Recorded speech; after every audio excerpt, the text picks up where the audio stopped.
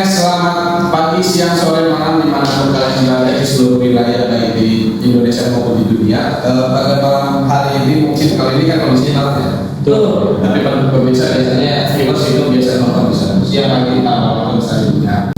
Ya pasti pengangguran tak kenal. Oke, kawan-kawan sekalian, kembali lagi bersama kita. Di sini ada Bang Putra, ada Bang siapa? Bang Arif. Siap, sama saya tuh sama saya Nopal kembali lagi di channel yang mudah-mudahan insya Allah bermanfaat untuk sekalian. Pada malam hari ini kita sih mau bahasnya yang kasih aja betul sampai sana terkait masalah dengan mode atau gaya kepemimpinan. Ini nanti kepemimpinannya boleh dari mana nih? Misalnya kalau kepemimpinan gaya ala militer, misalnya apa ya, protokoler, atau misalnya kepemimpinan gaya bebas. Jadi ini referensinya bebas dan betul-betul dan cerdas.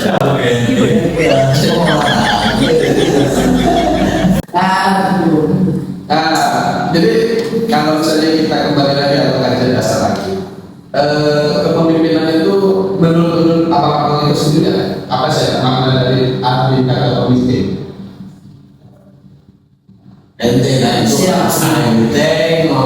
Saya sebagai pemuda itu akan menjadi pemimpin untuk masa depan. Jadilah pemuda untuk memimpin. Ketika kita zaman untuk menjadi pemimpin, harus adil kepada kegawaan kita, maksudnya dalam organisasi harus adil dan harus gotong royong sesama, karena memimpin itu tidak mudah yang kau bayangkan.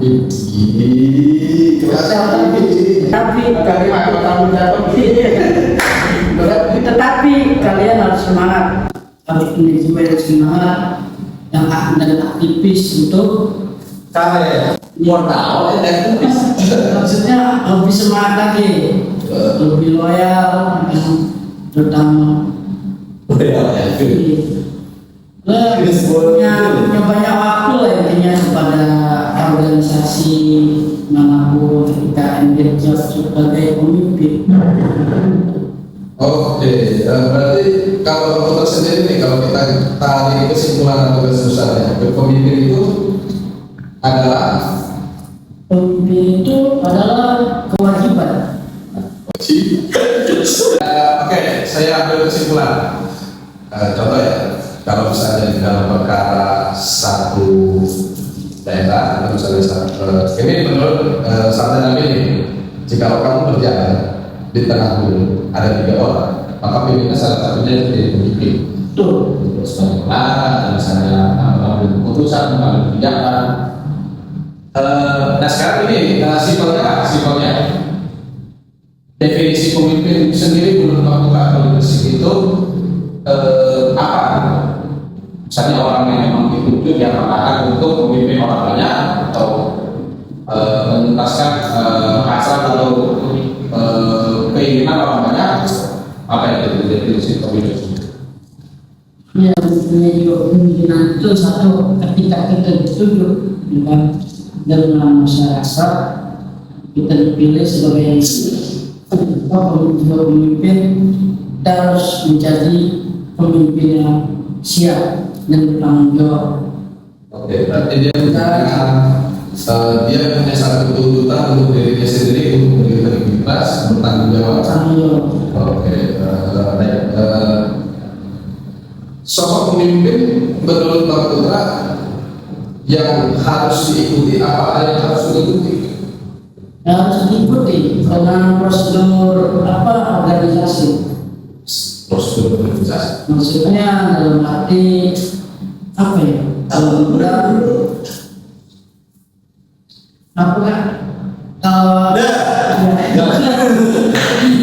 kalau kerja kan punya kebijakan, Ya. dalam organisasi kan juga punya kebijakan.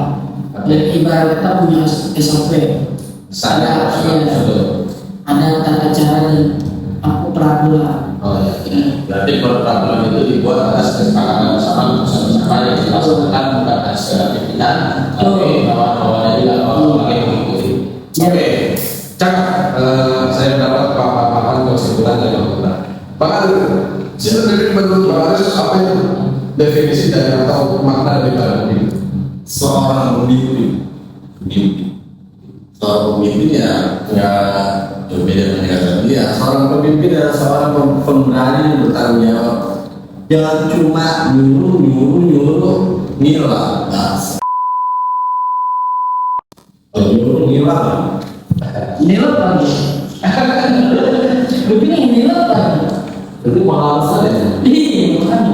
Ya untuk pemimpin di mana aja, pemimpin berdua, jangan selalu lakukan dong, bertanggung jawab, ya enggak?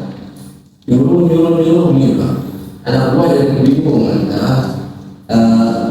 mama ini pemimpin dari apa ya? Kalau dia organisasi, ya. Oke, berarti kalau ya kan saya masih membahasnya secara global dalam tanda kutip.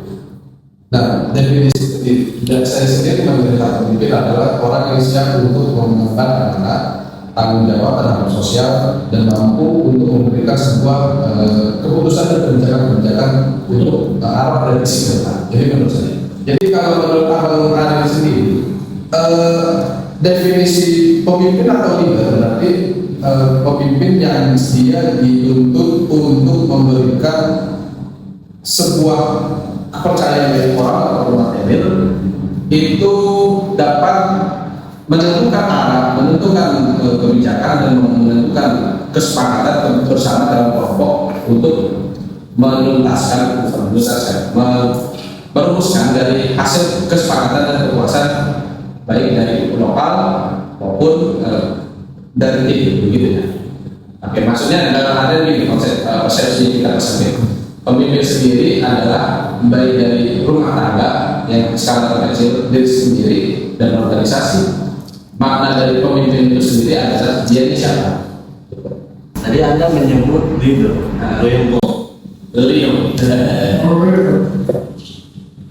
leader dan mandor beda. Mana? Definisi sama. Ini sama. Dan prakteknya berapa? Berbeda. Beda. Kapan dulu itu menurut Abang apa? Dari mandor pasti undang-undang bro. Ya kali ya kan. Di PT apa mandor? Ya mungkin pasti leader nyebutnya bro. Apa sih PT sebut apa mandor? Oke, berarti itu kan saudara, bukan pemimpin. Gak ada. Ya kan? Itu dulu. Jokes, garing. Ya, oke. Berarti gini, biasa ada tipikal pemimpin yang dipanggil Pak atau ketua atau bos. Menurut Abang sendiri berarti apa ya? Pemimpin itu apa? Ya, yang pemimpin pasti dituntut lah. Enggak, maksudnya panggilannya secara spesifik definisinya Pak, mau bos, mau bang atau ketua? Oh, tergantung itu. Secara Ngomong, ya maksudnya apakah dia dari PT, kerja di gabungan, kerja di kantor, pasti berbeda beda. Yang mungkin. Buat kantor sebetulnya nganggur. Yang mungkin kan? ya setuju. Nah, biasanya kalau di lapangan bahasa lapangan panggilnya apa nih? Baca lapangan, Mandor. cara mereka mandor. Di lapangan juga kita leader. Ya karena ini. Oke, kita bedakan. Pemimpin dalam hal manajemen, pemimpin dalam hal proyeksi, pemimpin dalam hal pembangunan, dan pemimpin dalam hal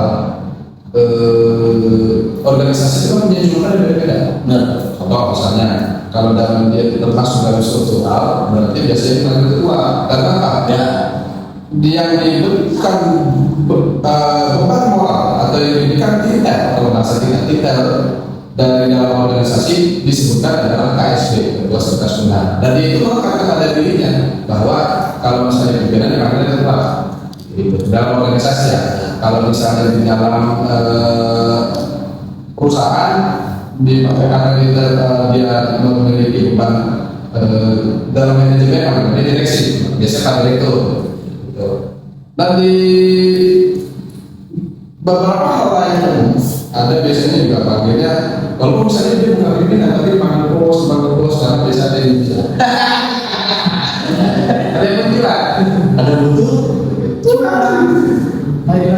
Nah jadi pemimpin sendiri kita definisikan secara rata dia adalah orang yang memiliki beban moral dan tanggung jawab untuk mengambil sebuah aspek-aspek yang menyangkut ke masalah manusia. Ya. Oke.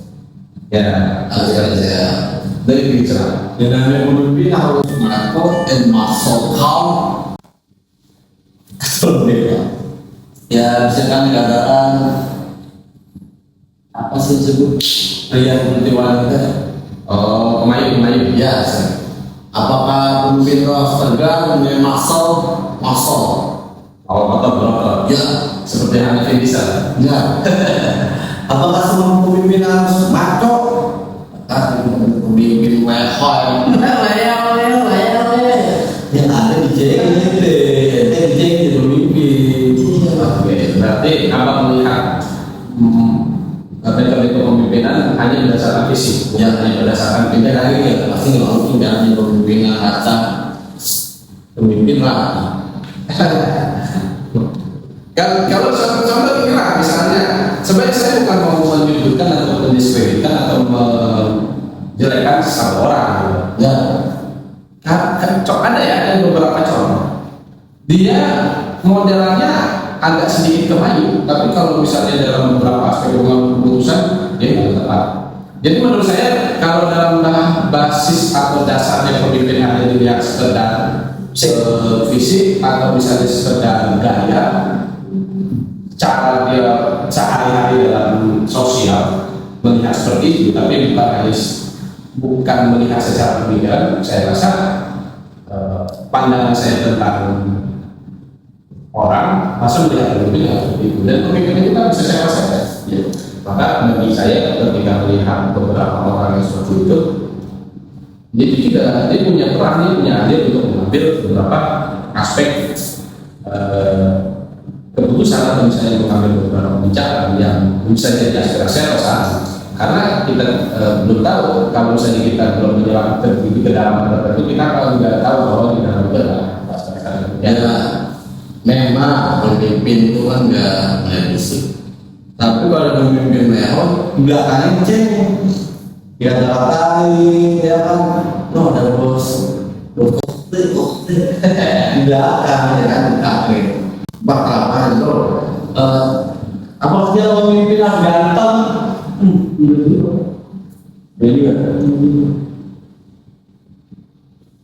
Jadi nah itu tadi berarti apa menilai pemimpin itu dari kondisinya gimana? ya pasti dong, nggak mungkin pemimpin gak dicengin di belakang. Dia cuma nyari muka di depan bapak, woi belakang bapak cengin, nah kayak pemimpin itu ya. Sekarang kalau begitu berarti apa memandang status sosial berdasarkan dengan sikap, bukan berdasarkan dengan aspek yang mampu. Kode etik apa yang menjadi dasar atau standar itu untuk seorang jadi pemimpin seperti itu? Dengan apa sikap, itu kode etik. Jadi kode etiknya dasarnya apa? Sekarang kita kan bersifat status sosial secara moral. Iya. Jadi saya juga tidak dapat membela itu karena itu juga aspek yang tahu. Contoh misalnya ini, kita dapat posisi yang tapi arah tentang wawasan dia punya pengalaman, punya metode dan punya kebijakan dan yang kuat. Walaupun misalnya dalam bentuk contoh kemayu, ya. Dan kita bisa melihat sejatinya seorang itu dia ada hasil keputusan akhir kadang-kadang yang proses. Disclaimer, saya tidak boleh saya bicara dapat ya. Berbicara dalam Anda bos memang bos kemayu atau oke oke, gua ada punya muka di belakang apa ini disclaimer ya, saya jelas. Berarti apa? Jadi secara lapangan ya, jadi harus menuntut bahwa secara medley atau misalnya orang yang maskulinitas, maskulin dia bahwasanya orang yang ditakuti, disegani secara maskulinitas, bukan feminisme. Oke, kita sepakat. Berarti di situ penilaian dan memang ada sendiri pemimpin itu ya harus yang kelihatan maskulin, harus yang kelihatan maco dan agak-agak. Ada di belakang. Ada anak gua pasti bilang ini. Kan itu kan ngecek itu hukum sosial atau hukum apa sih? Biasanya ini nggak mungkin sendiri loh. Enggak, sekarang ini loh, kalau misalnya itu hanya jadi perancangan, apakah perusahaan itu atau misalnya suatu proyek itu harus buat?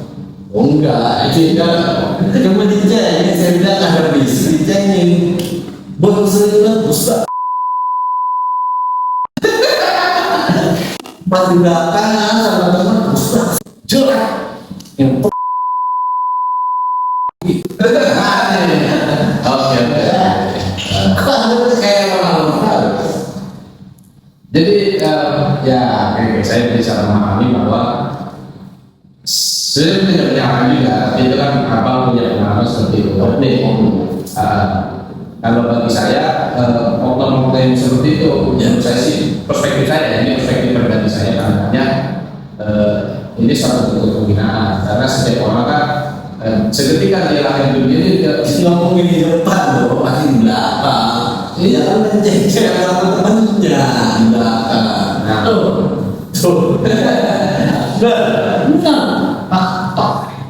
oke. Jadi momennya Untuk sensor satu. untuk di pasar ini segitu dulu. Nanti kita lihat lagi ke part yang kedua proses. Lanjut lagi besok ya. Kalau ada kesiangan. Enggak